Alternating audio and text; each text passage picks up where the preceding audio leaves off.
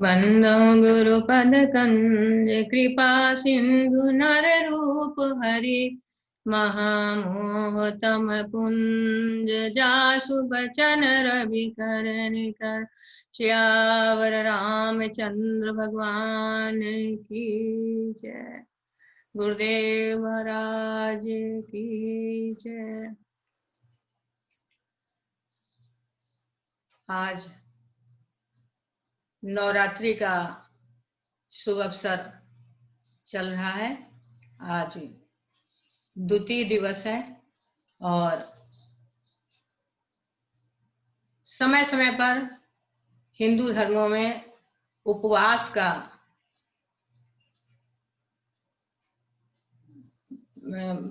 का बताया गया है। उपवास हम लोग करते रहते हैं और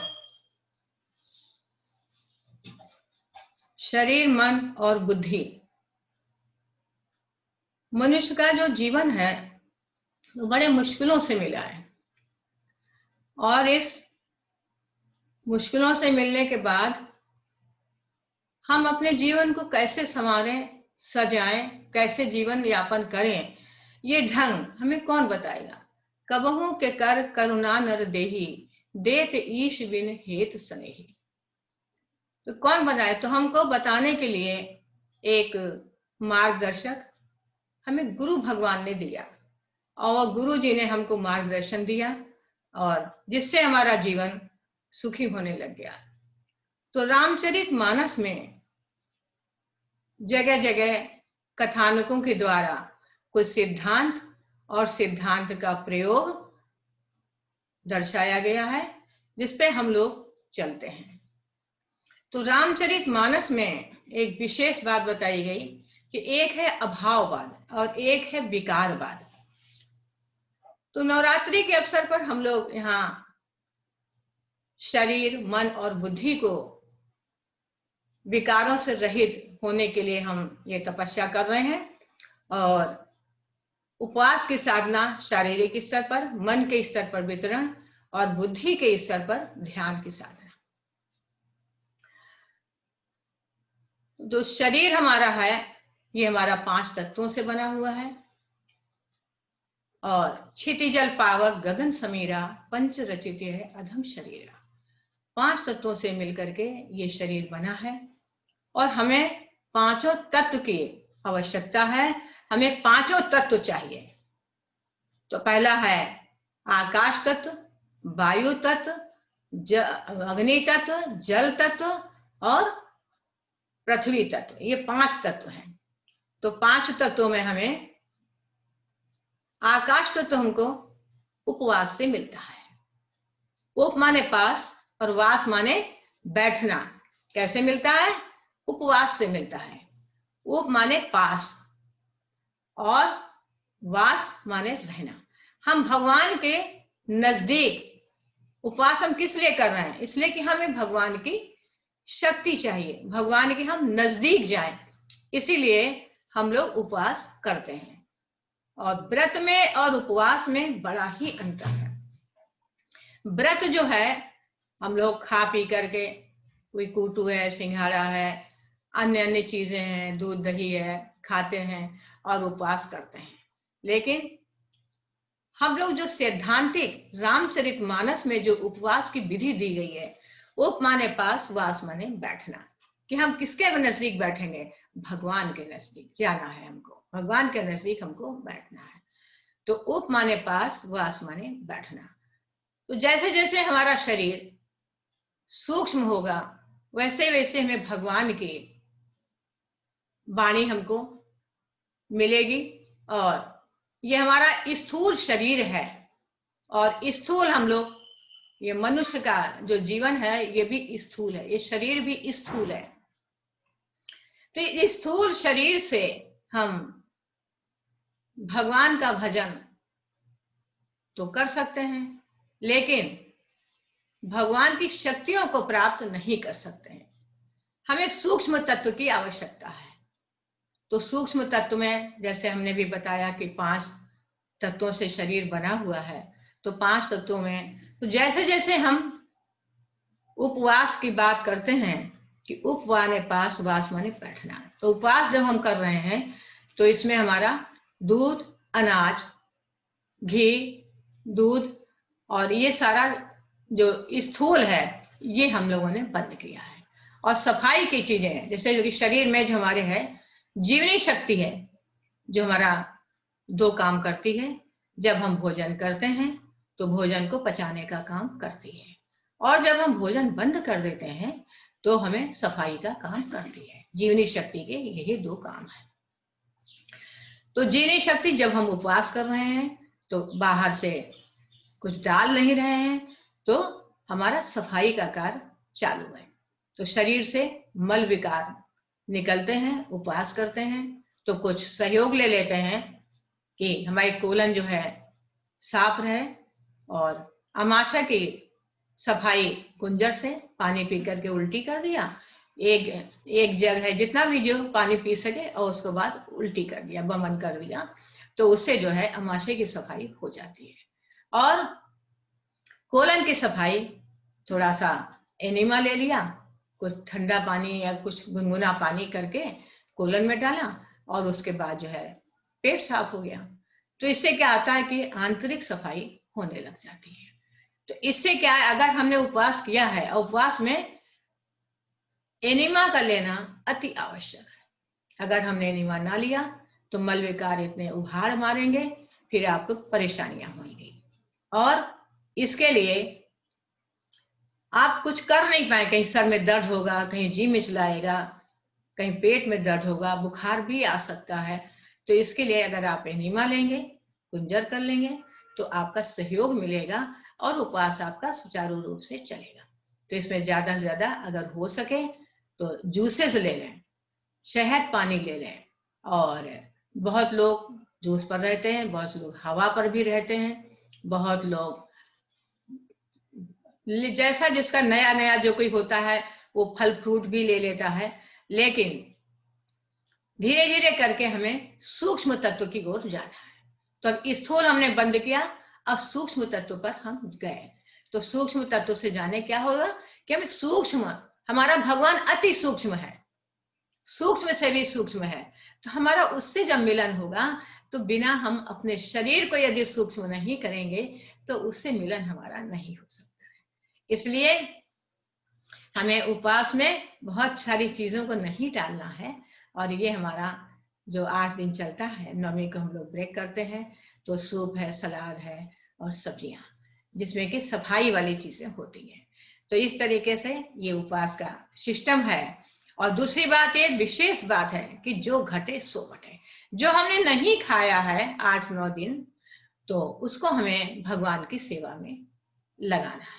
और यदि हमने ना लगाया और हमने भगवान का अंश नहीं निकाला तो उसमें क्या होता है कि हो सकता है हमारा जो तप है वो राक्षसी तप हो जाए और फिर से विकार उभर पड़े।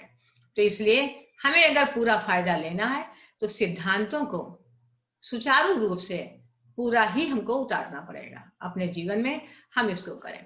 तो 2 सिद्धांत हैं, एक है अभाववाद का और एक है विकारवाद का। अभाववाद में बाहर से अंदर को डालना है और विकारवाद में अंदर से बाहर को निकालना है। रामायण में इस पे बड़ा जोर दिया गया है।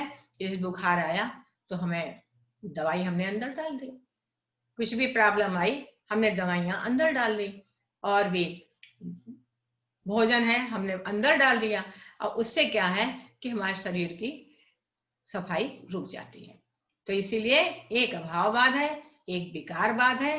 तो अभाववाद में बाहर से अंदर को डालना है और विकारवाद में शरीर से जो हमारे यहाँ मल विकार है वो बाहर, अंदर से बाहर को निकलते हैं। जैसे हमने अभी आपको बताया, कुछ एनिमा का सहयोग लिया, उपवास में हम लोग चल रहे हैं। आज द्वितीय दिवस है नवरात्रि का, हम लोग उपवास में चल रहे हैं। तो हमें क्या अंदर से बाहर को निकालना है। तो इससे देखेंगे कि बॉडी शुद्ध होने लग जाएगी और बड़ा ही रिलैक्स हो जाता है, शरीर एकदम हल्का फुल्का हो जाता है। तो इसलिए एक तो साधना हमारी है तप, सेवा और सुमिरन, ये 3 साधना है जो रामचरितमानस में जिनकी चर्चा की गई है। और दूसरी है कि मन के स्तर पर हमारी सेवा है और सेवा के बारे में बहुत जरूरी है कि सेवा के बारे में आप समझें और अपने जीवन में उतारने का प्रयास करें। तो सेवा माने का भज सेवाया। तो रामायण में एक जगह कहा गया है कि अब गृह जाऊ सखा सकल भजे मोहि दृढ़ नेम सदा सर्वगत सर्वहित जान करहु अति प्रेम। भगवान ने कहा कि ए मित्रों, अपने अपने घरों को जाओ। जब रावण का अंत हो गया, राक्षसों का सब अंत हो गया और सब अयोध्या में एकत्रित है, राम राज्य हो गया है, तो भगवान ने सबको कहा कि कोई जाने को तैयार नहीं है। तो भगवान ने कहा कि नहीं मित्रों, अब अपने अपने घरों को जाओ और वहां जाकर के आप साधना करो। कैसे करो कि अब गृह जाऊ सखा सकल भजे मोहि दृढ़ नेम सदा सर्वगत सर्वहित जान करो। तो मैं सबके अंदर बैठा हूं ऐसा जान करके सबकी सेवा और सबका प्यार करो। तो ये साधना जो है घर में भी करी जा सकती है। ऐसा नहीं है कि जो आश्रम में आया वही साधना करें। आज हमारे देश विदेश में और हर जगह भारत में कई स्टेटों में हम लोग के साधक लोग हैं और सभी लोग जो साधना कर रहे हैं तप सेवा सुमिरन की। तो हमें सेवा करनी है तो सेवा एक तो यह है कि अपने हाथ पैर शरीर से आप कर दीजिए, और दूसरी सेवा है कि भगवान ने हमको 5 ज्ञानेंद्रियां दी हैं, 5 कर्म इंद्रियां दी हैं, 10 इंद्रियों से हम सुख चाहते हैं। तो हमेशा 10 इंद्रियों से अगर हमें सुख चाहिए है तो हमें उससे क्या करना है, भगवान का हमें दशांश निकालना है। भगवान का दशांश निकालना है तो हमको लोगों को पहले शुरुआत में जब हमारा योगी जी से मिलन हुआ, गुरु जी से मिलन हुआ, तो उन्होंने सबसे पहले हमें भगवान का एक डब्बा बनाया और उस डब्बे में हम लोगों ने कहा कि अपनी कमाई का 10% हमें उसमें निकालना है। तो जो भी भगवान ने हमारे हाथ में दिया है उसी से हमें 10वां हिस्सा भगवान का और 90% हमारा। और प्रभु की कृपा से कि 90% में भी इतनी बरकत लगती है, किसी भी चीज की कभी पैसों का अभाव नहीं महसूस होता है। जब जिस चीज की आवश्यकता होती है प्रभु उसकी व्यवस्था कर देते हैं। लेकिन ये है कि आप यदि भगवान का भरोसा रखें, दिमाग में भगवान का सहारा और दिल में भगवान का प्यार, ये 2 बातें हैं। अगर आपका ये मजबूती से है तो भगवान की कृपा होने में देर नहीं लगती है। तो हमें भगवान के डब्बे में ईमानदारी से अपनी कमाई का 10% निकालना है। और आप देखेंगे जब हम लोग 10% निकालते हैं तो जीवन से बहुत शांति आने लगती है। कि त्यागा शांति, त्याग से शांति आती है। कहते हैं हस्ती बिगड़ती है तो मस्ती मिलती है। अगर आपने थोड़ा बहुत भगवान की सेवा में लगा दिया, आपके पास बहुत सामान है, लगा दिया, और आप देखोगे कि जिस दिन आप भगवान का निकालोगे, अंश निकालोगे अपने कपड़ों से, पैसों से, भोजन से, जो भी आपके घर में चीजें हैं उनमें सब में से आपको थोड़ा निकालना है। कोशिश करो कि हम सब निकालें। विशेषकर स्त्रियों को गहनों से, पुरुषों को पैसों से बड़ी चिपकन होती है, निकालना बड़ा ही मुश्किल है, लेकिन फिर भी हम लोग प्रयासरत रहते हैं और निकालते रहते हैं। और उससे देखा हमने कि अनासक्ति बहुत जल्दी आने लगती है। अगर हम सेवा हमारी सुचारू रूप से नहीं होती है तो अनासक्ति नहीं आ पाएगी, क्योंकि अगर हमारे अंदर वैराग नहीं है तो भगवान के घर का रास्ता वैराग से होकर के जाता है। अगर वैराग नहीं है तो भगवान के मार्ग में आप नहीं पहुंच पाएंगे। इसलिए अगर आप चाहते हैं कि हमें प्रभु की कृपा मिले, हम भगवान के समर्पण हो करके हम भगवान के चरणों में स्थान पावें, तो आप समझिए कि आपको वैराग की तरफ बढ़ना है। और वैराग कैसे, अन्य चीजों से हमें भगवान की सेवा में लगाना है। और जैसे ही अब निकालना शुरू करेंगे आपके अंदर से होने लग जाएगा कि ये भी सामान ज्यादा है और वो भी सामान ज्यादा है, आप निकाल देंगे। और वो क्या करना है, आप उसको बांट देना है। भगवान व्यापक है, भगवान प्रेरक है। व्यापक है कोई बुरा नहीं, प्रेरक है कोई दोषी नहीं। और दूसरी बात है कि प्रकृति पार प्रभु सब उर्वासी है। भगवान प्रकृति के पार है और सबके हृदय में निवास करता है। तो जो प्रकृति पार है उसके लिए हमें बार बार आंख बंद करके बैठना, जिसको हम लोग ध्यान की साधना कहते हैं। और प्रकृति पार प्रभु सब उर्वासी, और जो सब उर्वासी है उसको हम लोग सबकी सेवा सबका प्यार। जो भगवान हमारे हृदय में बैठा है, सबके अंदर मेरा भगवान है, इसलिए हम सबकी सेवा और सबका प्यार करें, प्रयास करते रहें। अगर नहीं हो पाता है तब भी देखें। अब आप स्टार्ट करिए अपने घर से कि आप जिसको प्यार करते हैं उसको आप देते हैं। अगर आपने एक कुत्ता पाल लिया, एक बिल्ली पाल ली, तो आप उसके ऊपर खर्च करने लग जाते हैं, उसको आप देने लग जाते हैं। शादी होकर की पत्नी आ गई, उसको आप देने लग जाते हैं। तो और कोई अंदर से मन करता है दे दे, लेकिन भगवान के निकालने में आदमी को बड़ी परेशानी होती है कि 10% कैसे निकाल दे, हमारा कम पड़ जाएगा। अपने घर में आप खर्च करते हैं तो कम पड़ता ही नहीं है, लेकिन अगर भगवान को निकालेंगे तो आप सोचते हैं कि ये कम पड़ जाएगा। ऐसा नहीं है, ऐसा नहीं है।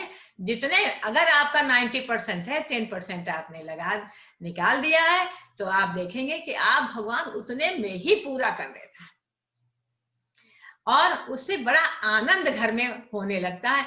हम लोगों ने देखा है कि हम लोग के यहाँ बच्चे हैं, सब परिवार में लोग हैं और अनंत साधक हैं, वो लोग सब 10% ईमानदारी से निकालते आ रहे हैं। तो हमने देखा है कि कोई अननेसेसरी पैसों का खर्चा एकदम समाप्त है।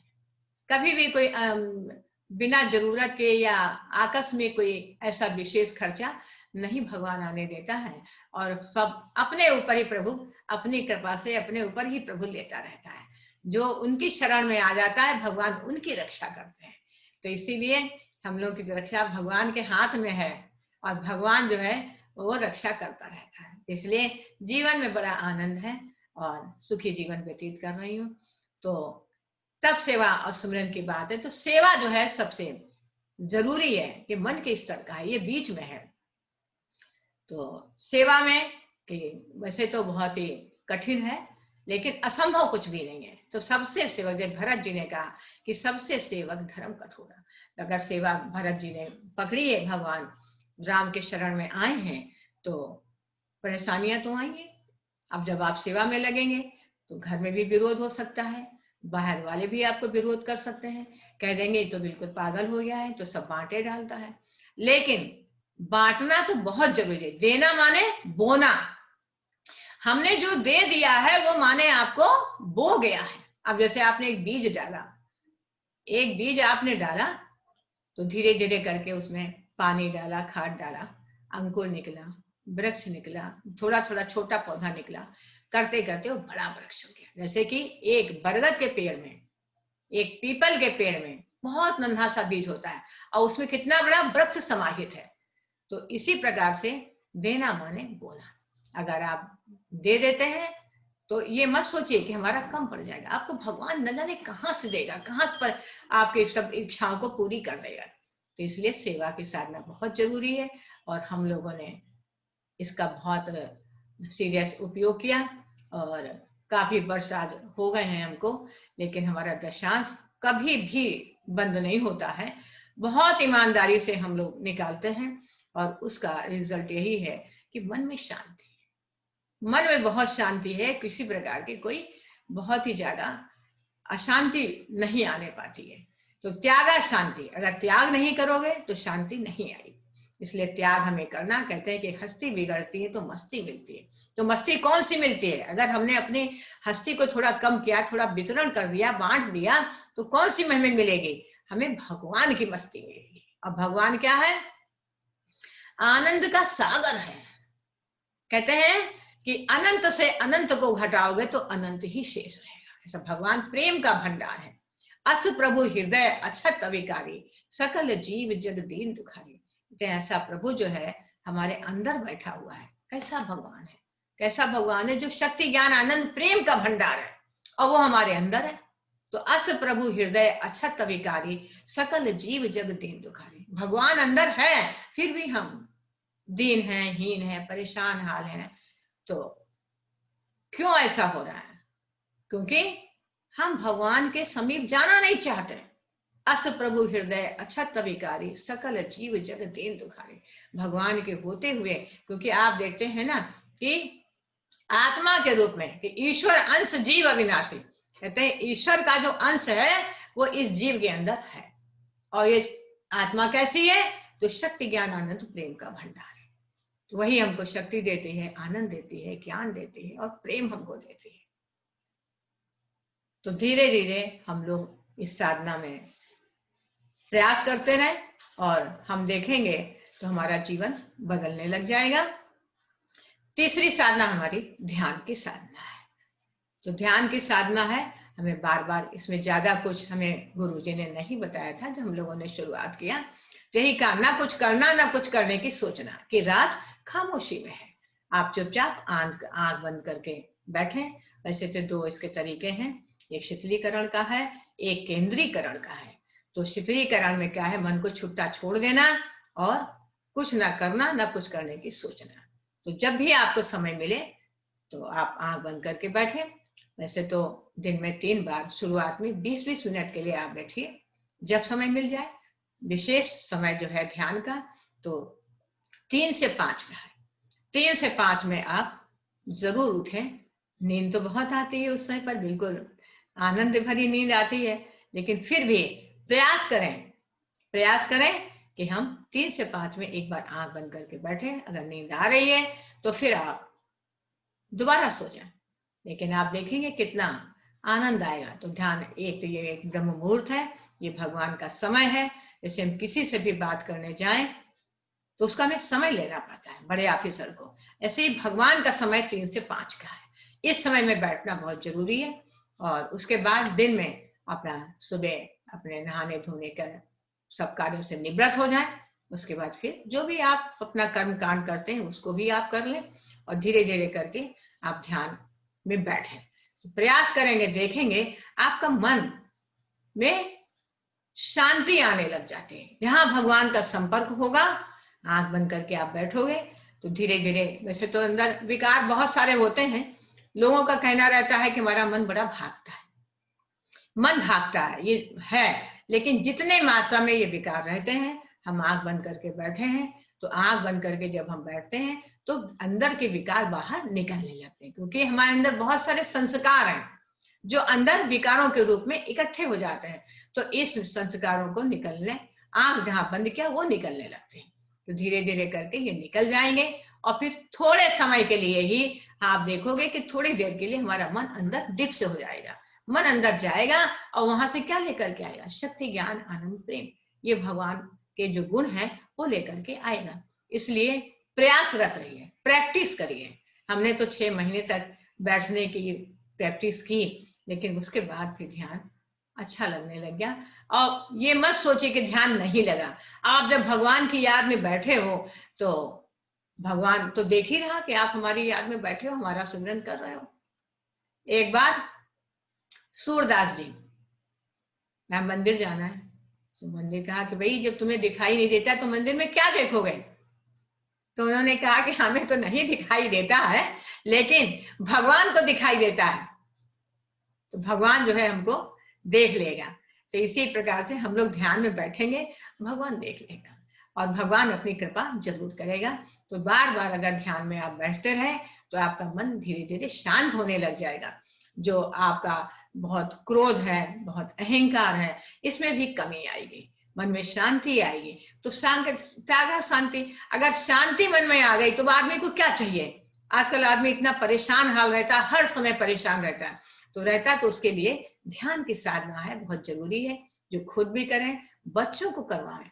बच्चे अगर ध्यान में बैठते हैं तो हम लोग के भाई ऐसा एक्सपीरियंस है कि बच्चों की मेमोरी स्ट्रांग हुई है और बहुत पढ़ने में बहुत अच्छे बच्चे निकले हैं और उनका जो व्यवहार है पहले से बहुत अच्छा हुआ, इम्प्रूवमेंट हुआ।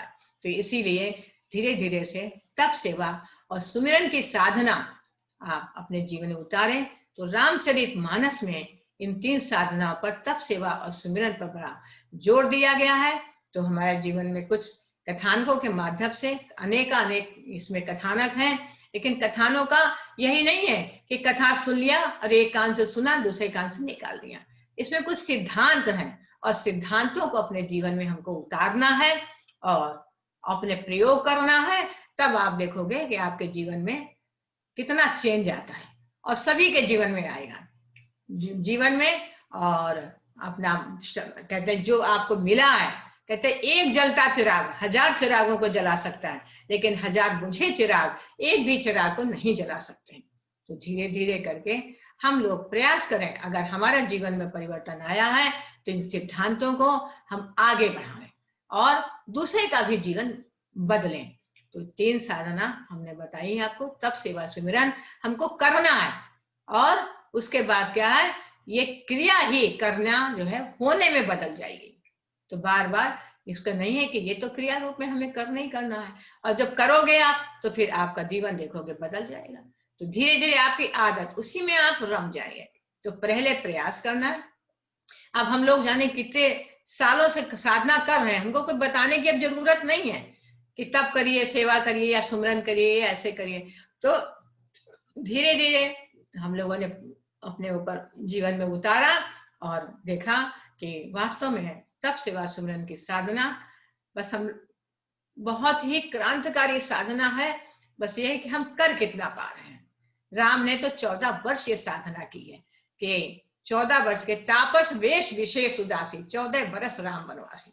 भगवान राम ने 14 वर्ष तक बंदर भालुओं ने भगवान के संरक्षण में ये साधना की, और भरत ने, अयोध्या वासियों ने भरत के संरक्षण में ये साधना की, और उनके जीवन में जो आनंद की प्राप्ति हुई है वो फिर भगवान जो वापस आए हैं, जब 14 वर्ष के बाद भगवान आए हैं तो राम राज्य की स्थापना हुई है।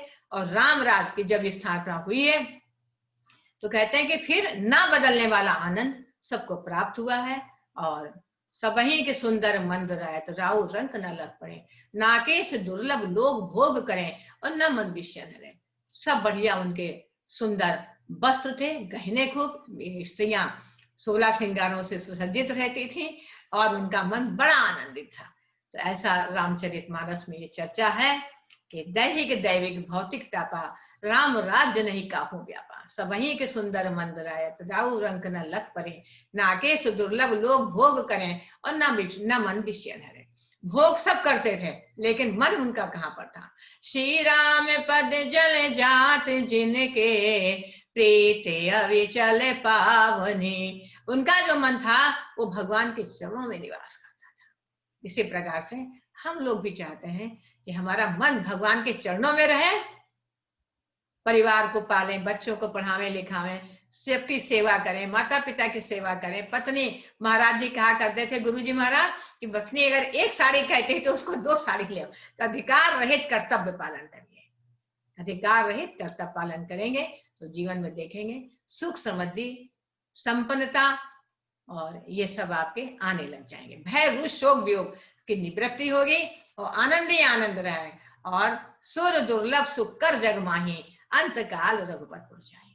जो दुर्लभ जो सुख है देवताओं को, वो मनुष्य को प्राप्त होंगे। तो इसलिए तप, सेवा, सुमरन की आप साधना करिए।